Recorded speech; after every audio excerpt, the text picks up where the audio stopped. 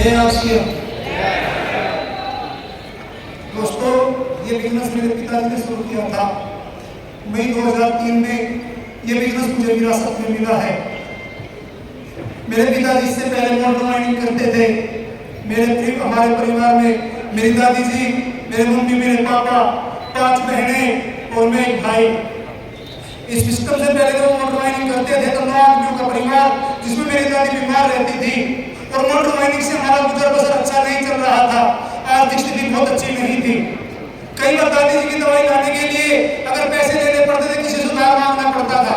आर्थिक स्थिति बहुत अच्छी नहीं थी। उसी बीच में मेरे फादर ने इस से बिजनेस को किया और किया नहीं तो उसमें तो ये कहता हूँ किया है उन्होंने, केवल 7 साल किया है और सीखते हुए उन्होंने सिस्टम को किया।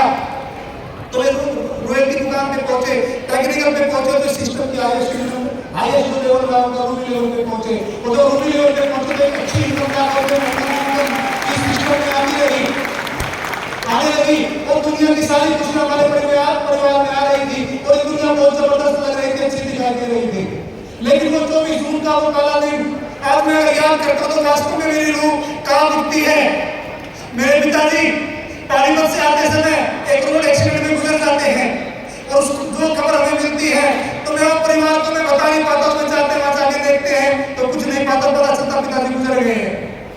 24 जून 2010 का वो दिन अगर हमारे परिवार की बात करूं तो मैं याद करके रोता हूं और मुझे कुछ नहीं सूझता मैं क्या करूं क्या नहीं करूं। 2 से 2.5 महीने मैं उन दिनों पढ़ता था जब मेरे पापा इस आश्रम को करते थे। मैं उन दिनों पढ़ता था, मेरी उम्र 20 से 21 साल की थी और जो गुजर गए तो मैं एक रोता एक बारिश अपने परिवार में 5 बहनें मेरी थी और सारी जिम्मेवारियां मुझ पे आ गई और मेरी मम्मी पूछती थी मेरे से, बेटा अब कैसे होगा, अब कैसे होगा। तो मेरे पास कोई जवाब नहीं होता था और हम और हमारी बहनें और मेरी मम्मी बैठ के रोती थी।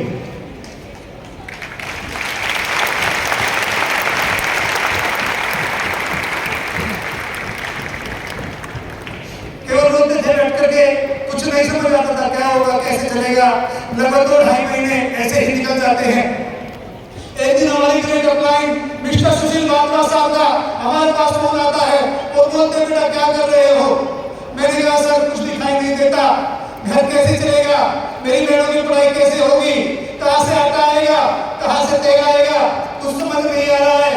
बस रोते रहते हो क्या करें क्या नहीं करें, समझ नहीं आ रहा कैसे होगा। उन्होंने कहा बेटा घबराओ मत, आपके पापा की जो कमी है वो इस दुनिया में कोई पूरी नहीं कर सकता, लेकिन उनके जाने के बाद जो आता तेल, जो आपके परिवार की जो पढ़ाई लिखाई, आपकी बेटों की जो पढ़ाई लिखाई है, ब्याह शादी के जो खर्चे वो आपसे कभी नहीं जाने देगा। ये वादा करता है आपसे नहीं।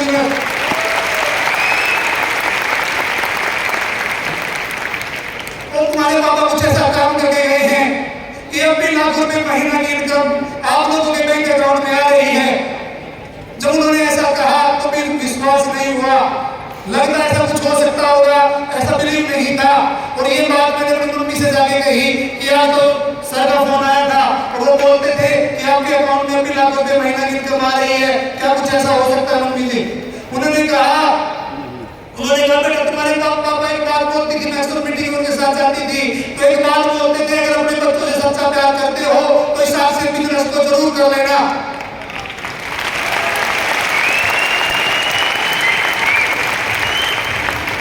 इस हाथ को जरूर कर लेना। और उसके बाद उन्होंने कहा हो सकता है चलो कल जाके बैंक में देखते हैं, ऐसा हुआ तो बहुत सारी समस्या प्रॉब्लम जो परिवार में आ रही है जो दिखाई दे रही दूर हो सकती है। एक दुख जरूर है कि तुम्हारे पापा नहीं है, बहुत बड़ा दुख है, लेकिन उसके बाद एक समस्या होती है, एक जिम्मेदार करने वाला चला जाता है तो उस परिवार में एक बहुत बड़ी समस्या पैदा हो जाती है कि अब आपका क्या होगा। हम अगर बैंक में जाते हैं, बैंक में जाने के बाद जैसे बैंक में एंटर करते हैं तो जो बैंक मैनेजर थे मेरे पापा के अच्छे दोस्त थे और जैसे हम बैंक में घुसे तो बोलते बेटा आज पापा नहीं आए क्या, 2-2.5 महीने से पापा नहीं दिखाई दे रहे हैं।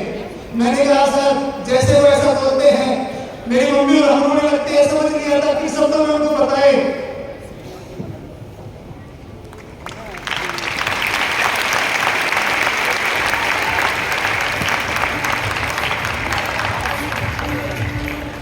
फिर वो लोग हमें चुप कराते हैं, पानी पिलाते हैं और बेटा बोलते हैं कि जो होना था, जो भगवान को मंजूर है वो हो गया है, लेकिन हम तुम्हारी क्या मदद कर सकते हैं।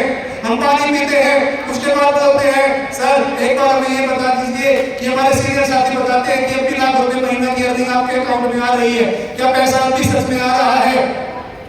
तो वो अकाउंट चेक करते हैं और अकाउंट चेक करने के बाद बोलते हैं हाँ बेटा, अभी तुम्हारे पापा के जाने के बाद लगभग 7 से 8 लाख रुपया बैंक अकाउंट में आ चुका है।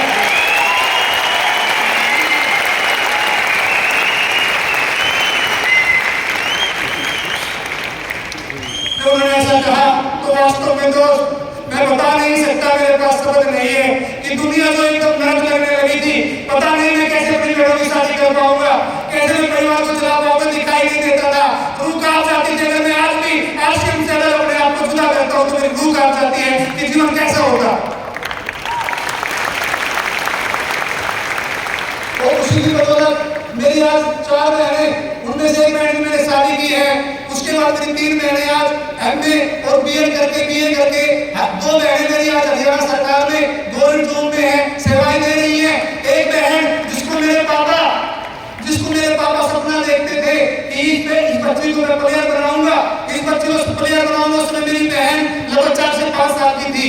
लेकिन जैसे गुजरने के बाद मेरी बहन को मैंने कहा तो प्लेयर थोड़ा गेम में आगे बढ़ी, थोड़ा उम्र बढ़ी, तो मैंने उसको गेम में डाला। और गेम में डालने के बाद जो गेम की जरूरत होती थी, जो पैसे की जरूरत होती, जो आज से मैं दे रहा था, उसकी बदौलत आज मेरी वो बहन सीनियर नेशनल में गोल्ड मेडलिस्ट है।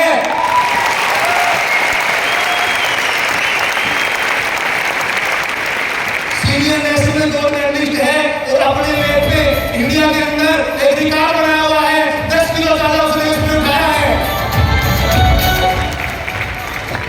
10 किलो ज्यादा उठा के अपना रिकॉर्ड बनाया हुआ है और एक से सिलेक्शन हो चुका है और आज वो रेलवे में सीनियर टीडी की पोस्ट पर अपनी सेवाएं दे रही है।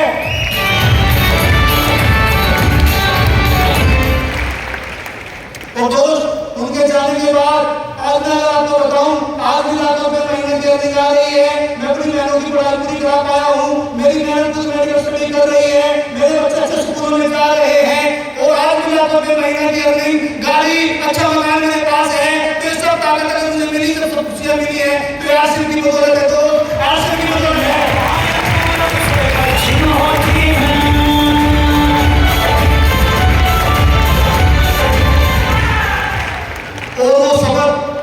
वो सबक जो मुझे मेरे पिताजी के जाने के बाद याद आते हैं और समझ आते हैं, उस समय समझ नहीं आई थी कि इन शब्दों की वैल्यू क्या है। क्योंकि आपके परिवार में जो बच्चे हैं, जब अपने बच्चों को समझाते हैं या उन्हें कुछ बताने की कोशिश करते हैं तो बच्चे समझते नहीं है, क्योंकि उन्हें दुनियादारी का ज्ञान नहीं होता।